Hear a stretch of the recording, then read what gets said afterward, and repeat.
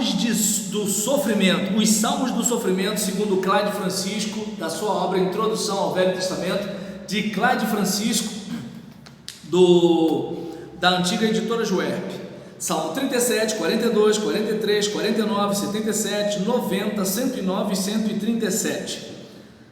De acordo com ele, essa lista poderia ser muito maior. A maioria dos saltérios revela o sofrimento dos santos, de um modo ou de outro. Através desses salmos, corre um sentido de transitoriedade e destino da vida, como está bem expresso no Salmo 90. Com lágrimas demonstradas no verso, o salmista prega a mortalidade do homem em palavras imortais, contrastando a eternidade de Deus com a brevidade da vida humana. Salmo 90, versos de 1 a 6 e verso 10. O mesmo assunto é repetido nos Salmos 39 e 49. Nesses salmos, o sofrimento é apresentado com toda figura de linguagem imaginável.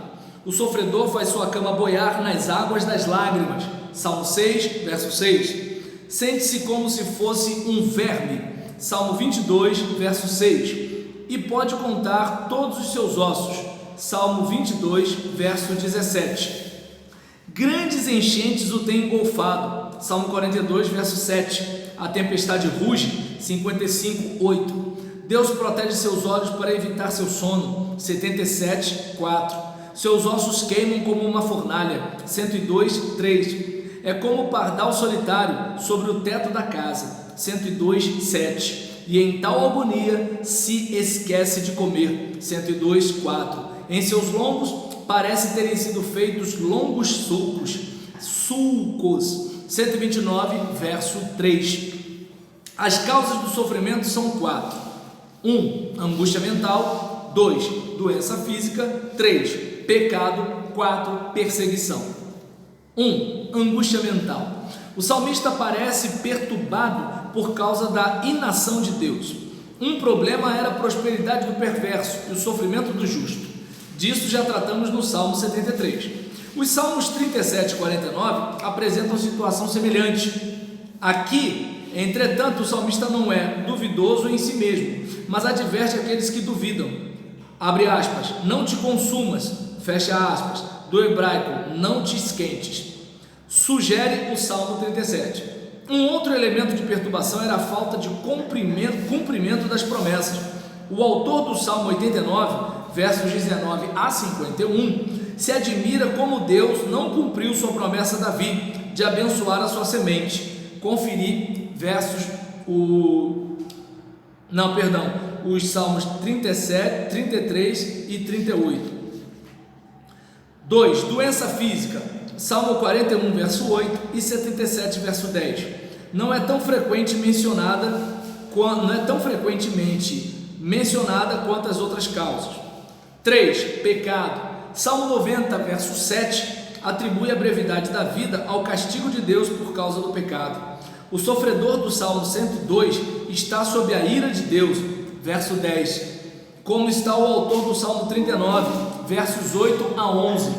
No Salmo 32, o salmista está em angústia por causa de pecados não confessados. 4. Perseguição. De um modo geral, o maior número destes salmos apresenta os salmistas como que estando sob a perseguição de homens maus. Salmo 5, verso 8, Salmo 42, verso 9, Salmo 43, versos 1 e 2, Salmo 55, verso 3, Salmo 140, verso 1. O Salmo 137 descreve a triste condição do exílio da Babilônia. É notável a ausência no saltério das queixas e virtudes da morte dos parentes queridos. Os salmistas não expressam problemas pessoais. A morte era coisa esperada. Entretanto, quando o inocente ou o pecador arrependido sofriam, ficava em jogo a reputação de Deus. É interessante notar nos salmos as atitudes para com o sofrimento. O Salmo 37 sugere 2 procedimentos nos problemas da angústia mental. Primeiro, confiar. Entrega teu caminho ao Senhor. Verso 5, parte A. Guarda as tuas queixas e espera com paciência. Verso 7, parte A. E 2, conservar-se ocupado. Salmo 37, verso 3. Então, aquela questão: confie em Deus e fique ocupado. Assim, a angústia mental, entendeu? Não vai surtir tanto efeito. Continuando aqui, em matéria de doença, o salmista a suporta com grande estoicismo. 77, verso 10 diz, abre aspas, e eu disse, isto é, enfermidade minha, mudou-se a destra do Altíssimo, fecha aspas. Deus o havia abençoado e agora estava permitindo o sofrimento. E a participação do sofredor era suportar, ou seja, na hora boa eu curti, agora é hora ruim, vou suportar, entende? Suas recordações das bênçãos passadas iluminam suas horas escuras, 77 verso 6, e cria que, como Deus o havia livrado no passado, faria agora de igual modo, versos 11 e 12. O salmista havia aprendido a lição do pecado. Sua única esperança é a graça de Deus. Salmo 90, verso 15, Salmo 102, verso 3. A brevidade da vida deveria ensinar ao homem o dever de viver bem nos seus curtos dias. Salmo 90, verso 2. Sua única oportunidade de permanência é encontrada na obra que possa realizar. Cedo partirá, mas o salmista ora para que sua obra permaneça. Salmo 90, verso 17. Quanto à perseguição, a atitude do salmista era dupla. Primeiramente, faz imprecações contra seus inimigos. Os salmos imprecatórios apresentam um dos maiores problemas do Velho Testamento. Como podia um santo do Velho Testamento falar de seus inimigos em termos como aqueles encontrados no Salmo 55:15, 137:9, 139:22, Salmo 69 e Salmo 109. Várias considerações se adicionam para entender-se a atitude destes salmos.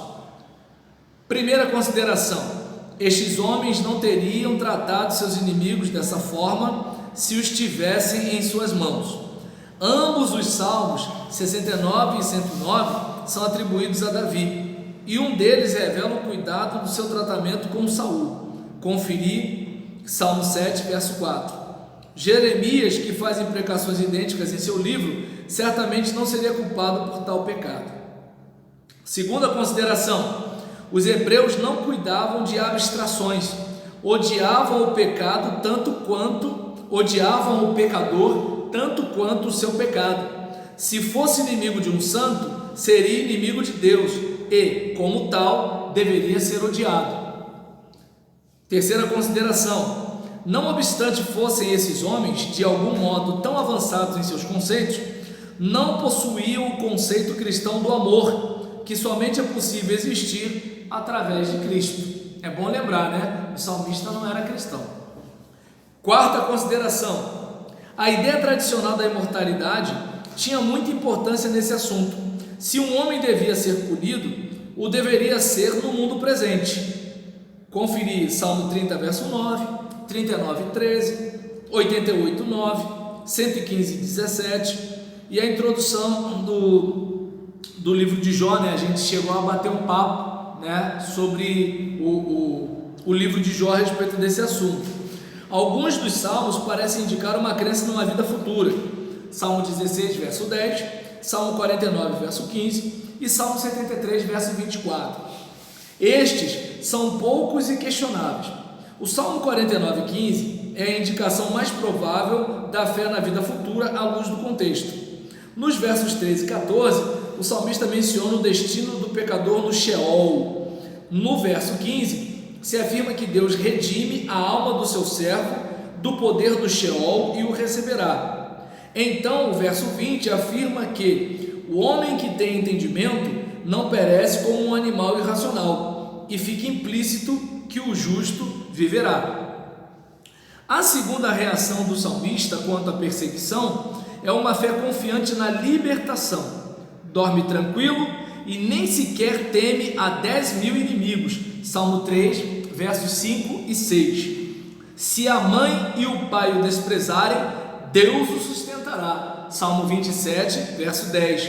Põe sua carga sobre o Senhor, que não o deixará abalar-se. Salmo 55, verso 22. Tendo posto sua confiança em Deus, que pode a carne fazer contra ele. Salmo 56, verso 4. Seu coração está firme, fixo como em concreto, confiando na libertação de Deus. Salmo 57, verso 7.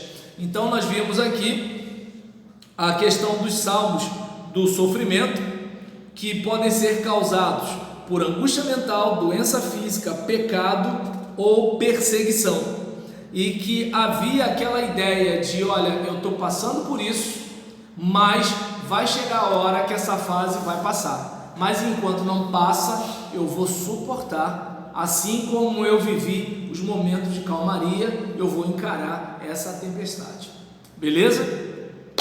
Então vamos partir para o próximo grupo de salmo.